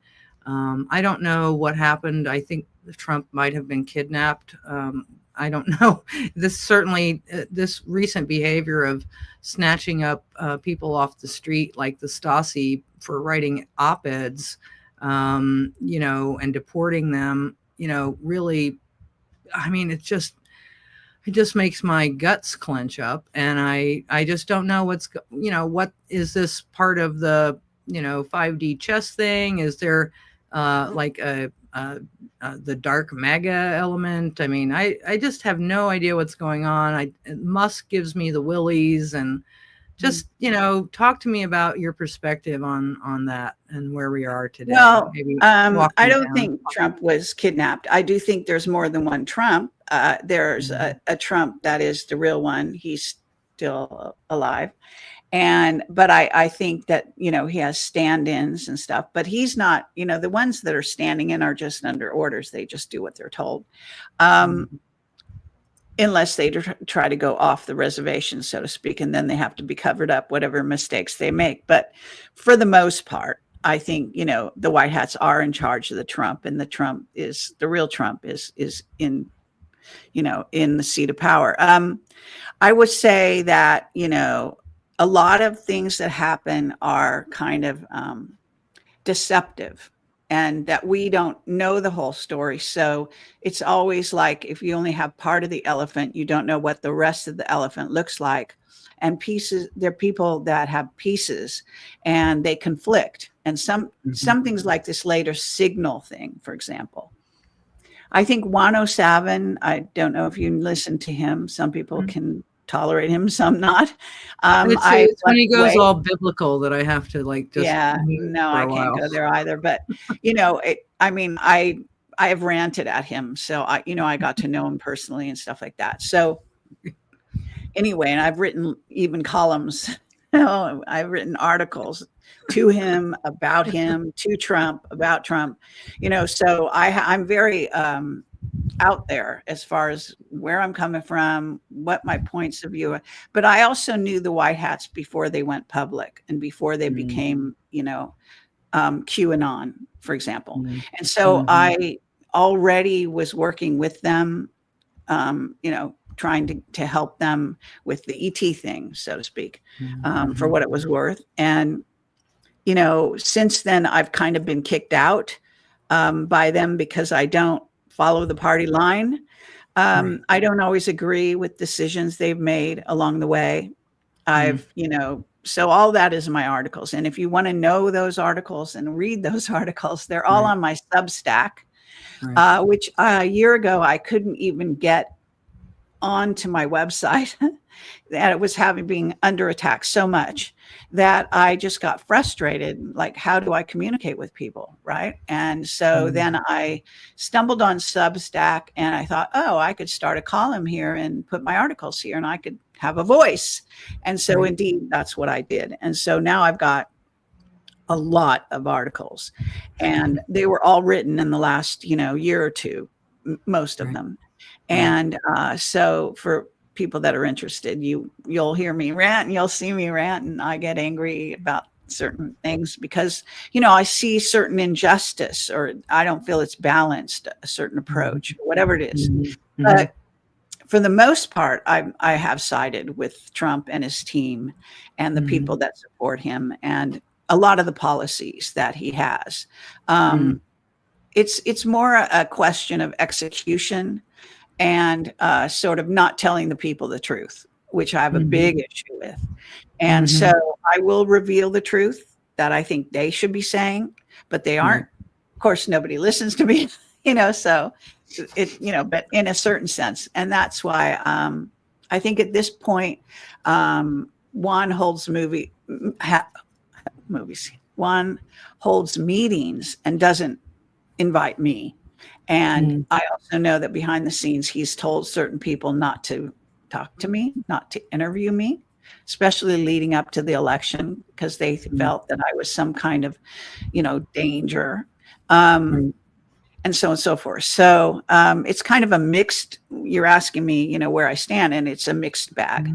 Sometimes I agree, sometimes I don't agree. But anyway, the recent Signal thing is a case in point, where people, that the left is, I think, really sort of brain dead. I'm sorry, for the most part. And any of their pundits out there just don't know what the fuck they're looking at. And so they come to these conclusions, which I don't know if they're purposely wrong or they actually, want to configure reality to the way they see it. And so they lie about it, in mass. And I listen to these people and I just can't believe how stupid they are. So I don't know how to explain why they don't get it. But there's lots of clues, as to how the White Hats have been operating, how they use deception, how they mimic a lot of the Illuminati methods, even coming from a good side. Okay, so as far as I'm concerned, the White Hats are good-hearted. I know they're military, ex-military, law enforcement, ex-law enforcement. I do not believe people that don't understand that Trump and John Jr., that I believe made a pact all those years ago, that both of them coming from Illuminati families, that they were going to change the world, and using President Kennedy as their sort of role model, if you will. And that's the theme that they are trying to hold high and using as their guide, if you will, to all their actions, which doesn't make it easy to understand Trump any easier. But if you understand what they're trying to do, and then they're reality always demands various things. But a lot of times they'll do things like, one of the principles of them is that they keep their enemies close. I mean, their friends close and their enemies closer. Right. So when you see Trump sidle up to someone, do not assume that he's making that person a friend, even though he acts like he is. Like the latest one was King Charles, right? So there's an ulterior motive there. And I don't know why. Is everyone out there just so stupid that they can't see that somebody is operating in one way, but they really are trying to get a different result? Because it's all like that. I mean, everything they do is like that. So for the most part, if you just see the deeper side of who they are. And if you can think of John, see, as far as I'm concerned, 107, this is a huge long story, but I'm not going to go into it here, but I have it on my website, have all the evidence, even photographs. I met 107. I interviewed him around it was 2021, I think January 2021 is when I interviewed him. And then I was invited to a cocktail party. And since then I was invited to various events and met him in person several times, had phone conversations with him, so on and so forth. So I know he's John. Okay. And you can argue all you want and people think what they think and they send me all kind of things. But the bottom line is I've got proof. So for whatever it's worth, and again, people don't like to, they can pretend they think I'm crazy and, but maybe I think they're crazy. So what the hell? But the thing is that opinions vary. You don't understand. I'm just saying, John bonding with Trump all those years ago when they were good friends, and then coming fast forward to now when Trump is president. And John was VP. People don't know this. He was the VP, the acting VP of the Trump, administration when it was not in office. Okay, so for those 4 years from 2020 on, and there's certain, there's always, if you follow the cue and you follow the hints and the clues and so on, then you'll know what I'm talking about. If you don't follow that and you just think it's all bullshit, then you won't have a clue. And just carry on. What you want to believe or whatever. I know what I know. I have validation on most of everything I say. And so what can I tell you? So that's my philosophy. My philosophy is very, very fluid. It's because I met these individuals, in person, because I've interacted with them over years now, maybe 8 years, whatever it is. Well, this you have a level of resonance and trust in this. Right. And I know I see the signs and symbols. Now that doesn't mean, and again, if you read my articles, you'll have an even more in-depth approach to what I'm saying. But, just because I agree with the overall principles that they stand under doesn't mean they can always execute properly or even that there aren't contradictions. So, it's life. There's contradictions in life. Sometimes they do things I don't like. Even 107 recently said that, Graham, Lindsey Graham, is that his name? Yeah. So that guy is a treacherous snake. Yes. But they know he's a treacherous snake. And yet they supported something about him recently. Trump endorsed him for re-election. And yet the person that was also running 107 has said is a stellar person, and it's very sad that they had to go in. But this goes on with politics. It's all about putting priorities. So there was a priority that Lindsey Graham I think revealed or gave information so they could capture a certain operation, and so they had to quid pro quo with him. I mean, you make deals with these people, and then I'm sure that down the road they have a plan for him. Well, then he's going to have his role. Yeah, he'll be Yeah. captured to do Yeah. what Because he's this is told how to they do. operate. I mean, it's happened Mhm. over and over again. So at this point, I shouldn't even have to explain. But I find Right. that people, they look at the surface. They only hear, headline, CBS says blah, blah, blah. And then they Mhm. just take it at face value. It's stupid. They've been lying Mhm. to us forever, forever. Right. Well, and people So, have been dumbed down too. I mean, let's face it. well, yes and no. I mean, I think people have gotten smarter as well. I mean, we have Yeah. a huge awake population now because of how, Right. all of this has been outed among each other. We Yeah. have made each other smarter. We have made people so they question everything, which is a good thing in my view. It is. And it's funny how the lockdowns backfired in that regard. And we can't say that word, but it's funny how, because people, what did they have to do? They have nothing to do except watch their, oh, let me go down this rabbit hole. Except get educated. Yeah. Yeah, exactly. Yeah. So Right. it's really fun. Yeah, and I think that there's some things that trouble me, and it's mainly in the Middle East that the things that are going on right now, and what seems to be the loss of free speech in our country. So I mean, maybe that's the Well, White that Hat. happened way before Trump got in office. Yeah, no, but I mean, actually having plainclothes people pick you up off the street and Well, it deport depends who you. they are and whether Yeah. those people are working for Trump or someone else. I mean, you're making a lot of assumptions. Right, I know, but they're That's the basically taking trouble. credit. People They're taking people credit think for they it. know, but they don't know. Yeah, true Sky, that. my Uh-oh, dog, got the is dog barking. going on I again. might have to go get her, but Okay. let's hope that she stops barking. Okay. What kind of dog is it? Oh, she's called a Swiss Shepherd, Ooh, Berger Blanc Swiss Shepherd. So she's all white. So yeah, wow. Beautiful. That's yeah, really beautiful. she's a lovely dog. Yeah. Well, it's funny. I remember my mom and I, long before it was fashionable, of course, the Eric von Daniken, and then we started watching Ancient Aliens like ages ago. And in fact, I remember going to the library and getting the VHS tapes and then bringing them home. Look, Mom, they've got the new episode. And my mom actually was the one who turned me on to the whole geoengineering thing. And, Right. I was kind of gave her the eye roll. My mom was incredibly intuitive. She was born with a what they call a caul over her face, which is a thin membrane of skin. And the old wives believe that means you're psychic or a witch.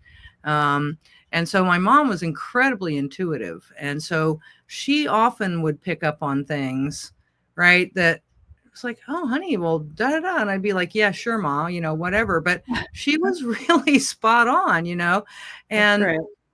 and I think that when we allow ourselves, right, to be still for a minute, we have that same instinct, right? We can pick up on those things too when we let go of the static. I mean, one of the things that we did during my shamanic herbal apprenticeship was we couldn't listen to any electronic music or electronics of any kind.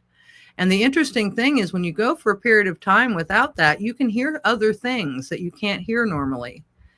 You can hear the earth, the hum of the earth. You can hear certain like almost like a thrumming, and you can hear things that I can't hear them anymore because I've got all the static going on.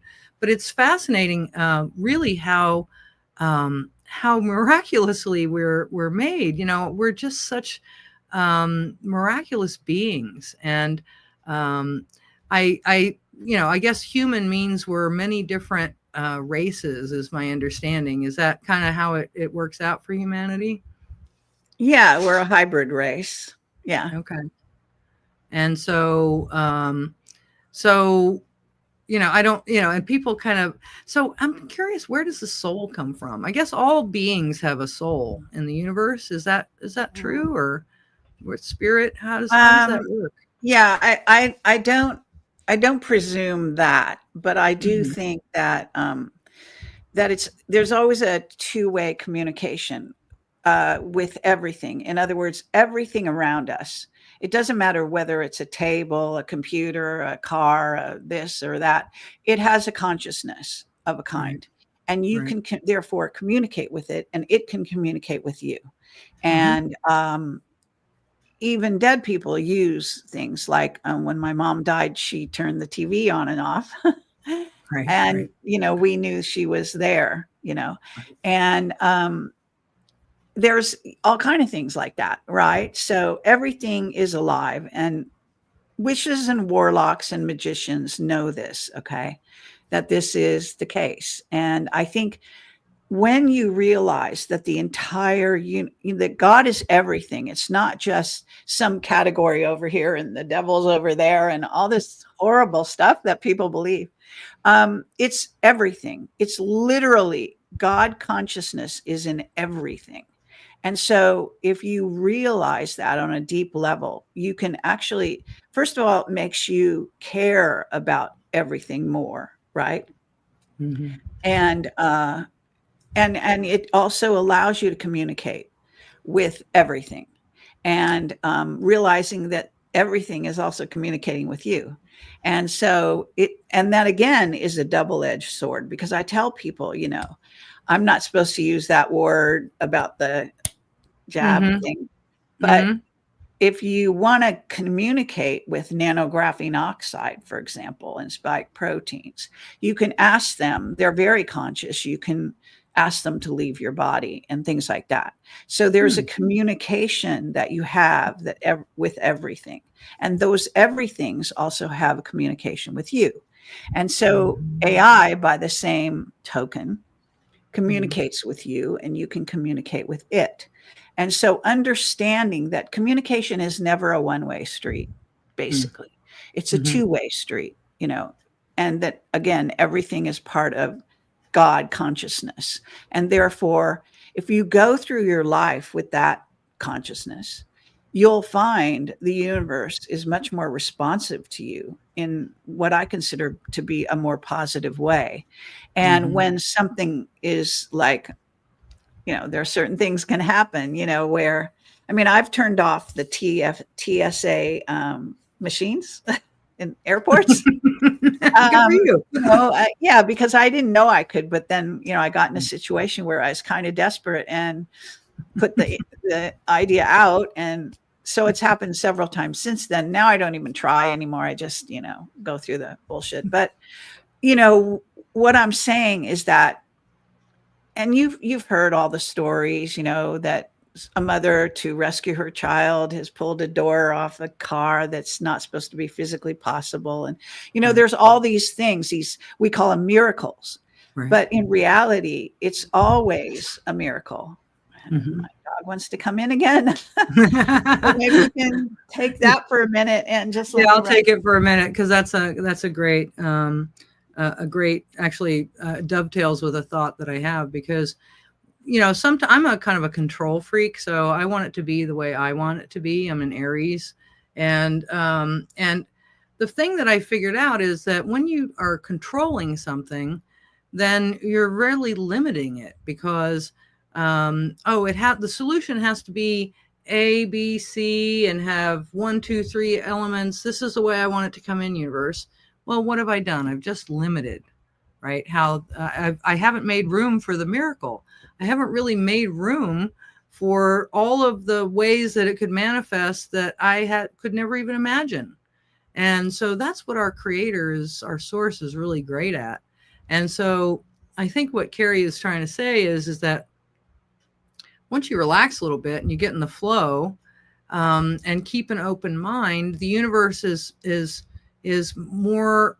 It's all about law of attraction. So you're now when you're in that receptive mode, you're training. You're basically tuning the dial of the radio to a particular frequency that so that you can connect with source, right, and you can be in that frequency. But it's I was just talking about how you basically how you manifest depends on what you're vibrating, and you basically have to tune to that frequency, right? And so we do all create our own reality in a way, and I know that's real controversial. People don't like that all the time to be responsible, But, Kathy O'Brien reminds me that responsible is the ability to respond, response able, right? And so, so really I think the message is, at least for the way it feels to me, is really just relax a little bit. There's nothing to fear. It's really, it all is well. And won't it be fun to figure out how the universe decides to take care of the issue? And we can't specify, oh, it has to be this way or it has to be that way, because the universe is going to bring it about in a way that we probably could never even have imagined or guessed. Right. Is usually how it works out. It's like, whoa, I wouldn't have, I didn't pick that one, right? And then you really get it. So I think it's a tough time right now because we're right in the thick of the battle, if you will. What do you see as being sort of when will the one being saved for last finally be taken care of? And when do you see this battle, I guess, coming to I guess either a climax or a close? I guess that climax precedes the close, or how do you see it working out? Well, kind of like I'm saying that I think that, yin and yang, good and bad is always going to be part of it. So I think you're kind of asking more a timing question, and the timing, of course, is, as we've already discussed, is Right. very difficult to arrive at. So I would say, as this, at least for me, as this sort of drama that was so focused on the United States and the elections and all that. I mean, personally, no offense and everything, but I hate elections. I think they're so inane and stupid.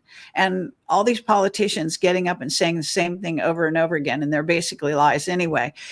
Even when they mean well and are trying to tell the truth, it's just, I don't understand why humans haven't thought of something a little bit more intelligent as ways of picking so-called leaders and who are supposed to serve us.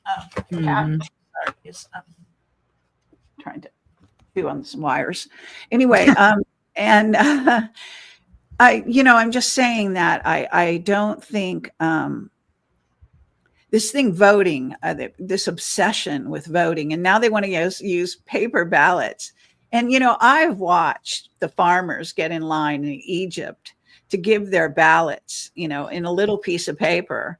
And they are paid off for their vote before they ever make it into the front of the line.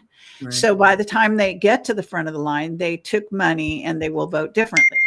So I don't see, voting by paper as being some savior method. These going back to an old thing which has been lied about forever is just insane as far as I'm concerned. I don't know why they don't want to use blockchain. We rely on banks for our money, for God's sake, and you can't rely on that same principle for a vote. It's like there's plenty of people want to steal your money, but they don't get stolen every day. You know what I'm saying? Right. So in other words, and blockchain is even more secure than that. So, I think it's lies. I think, this is where I will attack the white hats and Trump and everybody, and Juan especially, because he advocates for solutions that are not solutions, as far as I'm concerned. That's my point of view. So what can I tell you? I think we have a lot of sort of stumbling blocks to go through. And I think that in some ways, I feel like a time traveler where I came from another future and I came back to this time, and I look around myself a lot and say, even when I was a kid, I would do this and just go, what is wrong with everyone? And they seem so dumb, and they see so, why do they choose these things? And, why do they live like this? And, why do they starve people? That's so stupid. Right, it's just like so much stupidity in the universe, not just evil, but stupidity, which in some ways is even worse in some ways. But, because it could be corrected. They know how to make deserts green. They Mhm. know. I know a doctor, because I talk to whistleblowers, right? So Mhm. I learned a lot about what was going to happen in the future, what's happening now. Mhm. We were told about it. So, Right. a lot of this didn't come as a surprise to me in any way. Right. On top of it, I'm a precog. Right. So, Right. I mean, it's just, I don't know, I can see people making stupid decisions constantly. And the games they're still playing games. I mean, politicians and everybody, they're playing the games.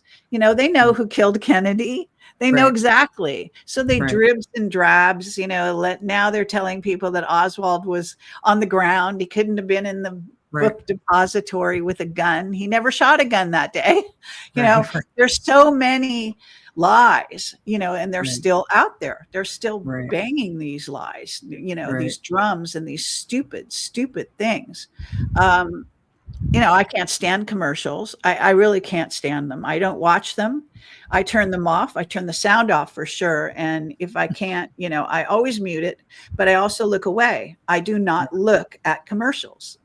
Yeah. And what are you going to Well, do? Run a I don't commercial even, right now? I know there's some good commercials. I'm not saying, for right. positive things, but if you're going to Right. have stupid commercials that are going Right. to make people sick by suggestion, Right. and then give them a fucking drug to make them even more sick. I mean, Right. how sick is our society that this thing goes on and on like this? It's so obvious.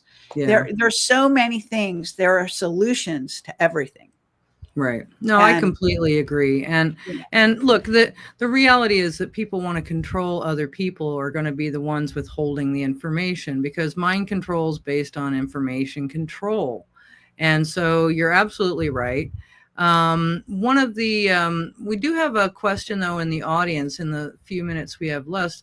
There's some people that are interested in the Egypt event. Do you have space for two more people on the Egypt event? And if so, where do people go to get more information on that, Kerry? well, hopefully below this interview, you can take my link and I'll give it to you. And I don't know. I guess I'm not hooked into the chat room, so I can't give you it right now. Oh, But okay. first of all, it's on my website, at the top of my website, big banner, Egypt, Okay. blah. Okay. Okay. So you click on the banner and it takes you to a page, and then you read all the details of, where we're going to be, how many days, how much it costs, blah, blah, blah. Right. So everything is there. You can fill out the form, you can Okay. email it in, you can pay your Perfect. money. Every single detail is on that page. So Great. my We had that website is crawling. We had that crawling on the bottom, the Project Camelot. ProjectCamelotPortal.com is my Yeah. official website, but you Right. can also get there by putting in ProjectCamelot.tv or Okay. ProjectCamelot.org. Should take you to the same page. And at the top, you'll see a big banner for Egypt. You just click on that. Right. Okay. That's great. Well, it'll be interesting to see, if you collect the right people who are aligned and tuned in to, the frequencies to go there. I know that it's such a fascinating place, Egypt, and I definitely want to go back. I've seen so many documentaries since then about how it was, they've shown that the Sphinx was underwater for many years. Oh, yeah. It's been eroded by water, and the chamber in the paw, and how the head used to be not what it is. It used to be I guess a hound. And then they also think there's another Sphinx somewhere, Right. because they typically weren't Actually, built our as- guide is really a proponent of the two Sphinx theory, and I am too. I think it's really obvious. Actually, the head of the Sphinx was a lion. I mean, it was a lion's body, and according to the Oceana Dean Guardians, the face was actually, believe it or not, an Anunnaki, and it was not the king, they say, because that king wasn't even around back then when the Sphinx was created. And those kings didn't have anything to do with, building the pyramids. But what they did is there were battles and they got damaged. So they restored them in some cases. And this is when they put their own name on them and so forth. So our history is vastly different than we know. Yeah, no, it really is. And, it was interesting because when I was doing my apprenticeship, I actually, we have to choose a green ally, a plant, and then we have to choose a goddess archetype to study. And I chose Bast. And so I was researching Bast. It was quite fascinating. Bubastis used to be the ancient capital of Egypt. And Bubastis, Bubastis. And when they excavated the site, they found over 40,000 mummified cats. And and cats were the reason they were revered. I think there was a lot of energy around it, but they were also the protectors of the grain stores, right? From the snakes and the rats and so on. And the penalty for harming a cat in ancient Egypt was death. So I'm so fascinated by how tuned in and tapped in this ancient culture was, and how much we have to learn from them. So it looks like we're coming up on the end of show. Maybe we have one more break here. I'm not exactly sure. It looks like we do. End in 5. Okay.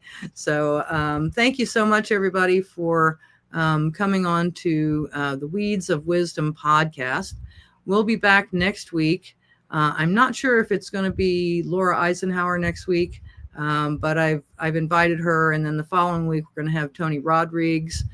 He's a cool dude, and then in the third week of April, we're going to have an interview with an herbalist named April Alexander, who actually grows herbs and uses the cycles of the moons and the planets. So it'll be really, really fun. So any final words you have to leave with our audience, Kerry?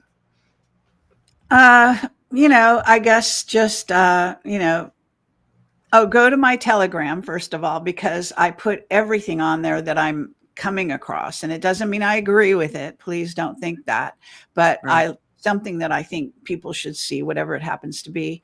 And I didn't get a chance to say the news, but there is news about gold being taken off our planet. And it's in an article on the Gordon Duff website called the Intel Drop. And it's posted on my Telegram. And I just posted it right before the show. So you should see it there. And enjoy reading it. It's I've known about this type of thing for a while, but it's very interesting. Well, yeah, I think as I understand it, that's what the Anunnaki created humanity for, was to mine the gold. Yeah, they didn't create us, but they tried to mess with us. Yeah, genetically re-engineer humanity, as did many ET races, long before they ever showed up and long after. It's so fascinating. I mean, it's my mom passed away in 2019, and I lost my sister, unfortunately, in the beginning of March. And, she was only 68 years old. And so, but, I'm like, so, okay, tell me what's up. I'm like, I know that you can see it from your perspective and non-physical. Right. And so, I'm always curious about, what that perspective will be and what that experience will be. So maybe they can clue me in, and I can connect with them and but I'm hopeful about the future. I feel good. I feel strong. I think that humanity is moving in the right direction, and, kicking and screaming in many cases. And, the left is, the left and the right are all financed by the same people and, attached to the same bird. And so as soon as we give up this attachment to our party and our group, I think the better off we're going to be, because, and then I just also wanted to let you may not know this, you were talking about how everything is conscious, the rocks and the stones and the trees and the animals and us. Well, the Seneca, the great Iroquois Confederacy, was well known to Benjamin Franklin, one of our founding fathers. And their constitution didn't say all men are created equal. Their constitution said all are created equal.